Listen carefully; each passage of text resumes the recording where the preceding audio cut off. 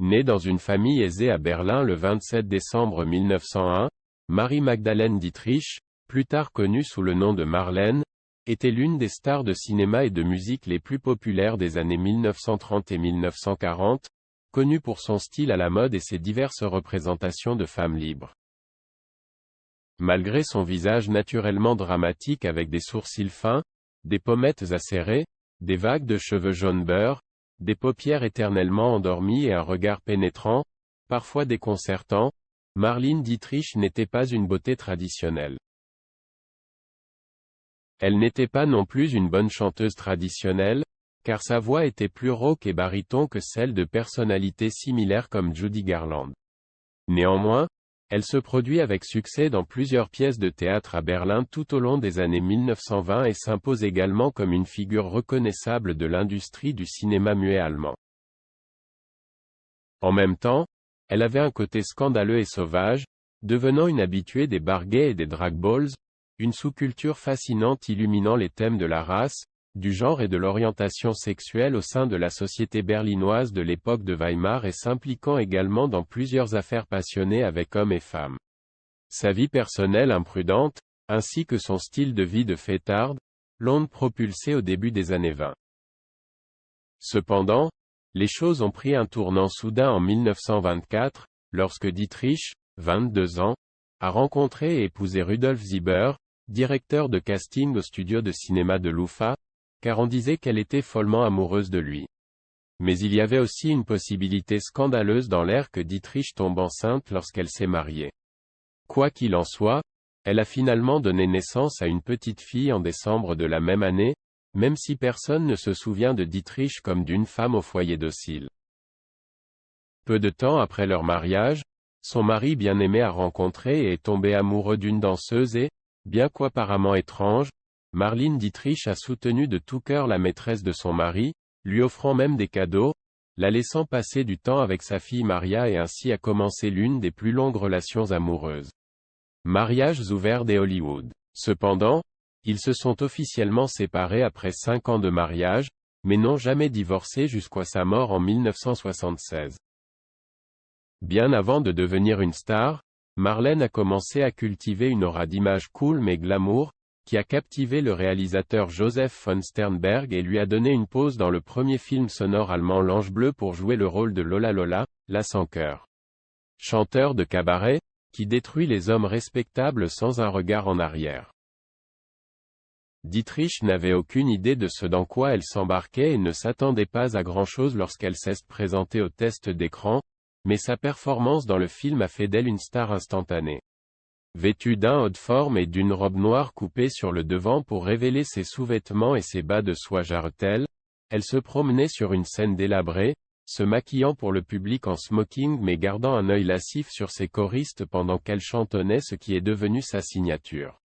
Chanson, Falling in Love Again. Bientôt, Paramount Pictures Corporation, distributeur de la version anglaise du film, lui a signé un contrat de 2 films et Marlène a déménagé à Los Angeles, avec Joseph von Sternberg, qui a énormément contribué à sa carrière et a créé certaines des images les plus emblématiques du glamour hollywoodien avec elle. Ils ont réalisé ensemble certains de leurs meilleurs travaux et leur collaboration professionnelle s'est accompagnée d'une relation personnelle, peut-être trop intense. Mais l'objet d'amour et d'affection de Sternberg avait l'œil vagabond et sur le tournage de leur film Maroc, tourné quelques mois seulement après leur arrivée à Hollywood, elle entame une liaison torride avec son co-star Gary Cooper, alors qu'il était déjà impliqué dans une liaison avec l'actrice, chanteuse et danseuse mexicaine Maria Guadalupe Villalobos Vélez, professionnellement connue sous le nom de Lupe Vélez. Marlene Dietrich a cultivé un personnage de reine des glaces à l'écran, mais dans les coulisses, elle n'était que feu et passion. Avec ses nombreuses liaisons torrides avec les hommes et les femmes les plus en vogue d'Hollywood, elle était la femme fatale par excellence de son époque. Dans le film Maroc de 1930, elle a joué Amy Jolie, une chanteuse de boîte de nuit impertinente qui est tout aussi magnifique dans une robe de soirée ou un smoking d'homme et Dietrich en smoking a déposé un baiser sur la bouche d'une autre femme, ce qui était plus qu'un simple bisou. Point. C'était l'un des premiers films grand public des Hollywood, présentant un baiser à l'écran partagé par deux femmes, dont Dietrich était probablement extrêmement fier. Bien que les censeurs se soient farouchement opposés à la projection de la scène et aient presque décidé de la supprimer, elle a réussi à les convaincre qu'il s'agissait d'un élément essentiel de l'intrigue.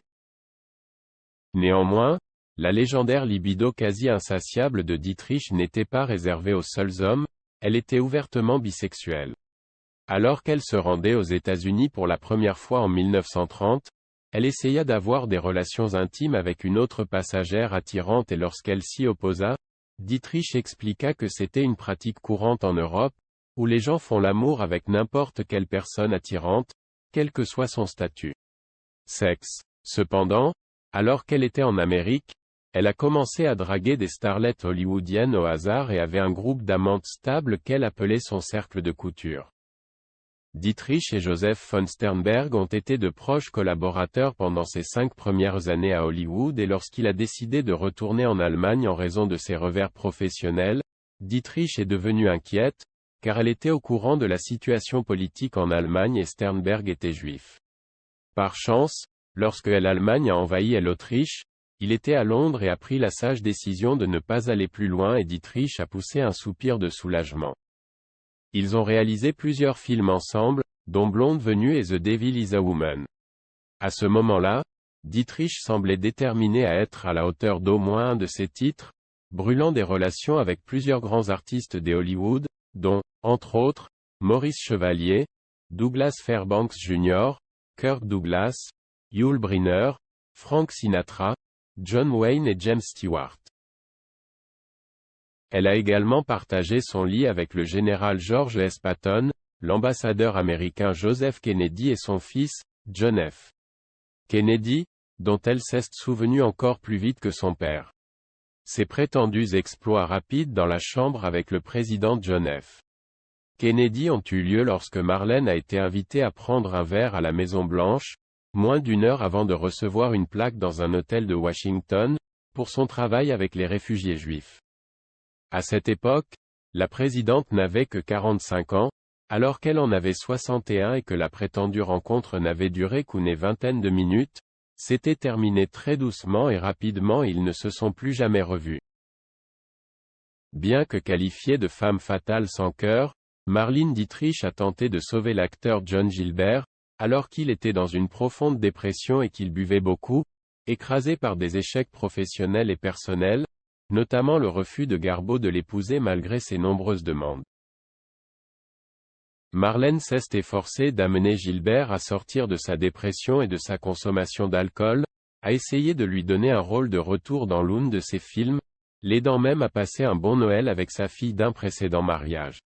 Malheureusement, rien n'a suffi pour éviter la tragédie ultime, car les antécédents de consommation d'alcool de Gilbert étaient trop forts pour son corps et il a subi une série de crises cardiaques, dont l'une lui a finalement coûté la vie le 9 janvier 1936. La mort prématurée de Gilbert a laissé Marlène complètement dévastée et elle a perdu son sang-froid soigneusement cultivé lors de ses funérailles, alors qu'elle pleurait et s'effondrait de chagrin à cause de son amour perdu dans les allées de l'église. Cependant, après avoir perdu John Gilbert, Marlene Dietrich a rebondi de la meilleure façon qu'elle connaissait, en se couchant avec un autre homme, Douglas Fairbanks Jr., marié à Joan Crawford et de 7 ans sa cadette. Marlene Dietrich a subi le choc de sa vie lorsque Rudolf Sieber, son mari depuis 53 ans, est décédé le 24 juin 1976, après une bataille contre le cancer. Le cœur brisé, elle disparaît du showbiz et de la vie publique en général, pour passer la plupart de son temps seule dans son appartement parisien. Elle est décédée d'une insuffisance rénale le 6 mai 1992, à l'âge de 90 ans et ses funérailles à Paris ont réuni environ 1500 personnes en deuil, dont des ambassadeurs de plusieurs pays, dont l'Allemagne, les États-Unis, le Royaume-Uni, l'URSS et d'autres pays. Après cela, son cercueil, drapé d'un drapeau américain, s'est envolé pour Berlin, pour être enterré près de la tombe de sa mère.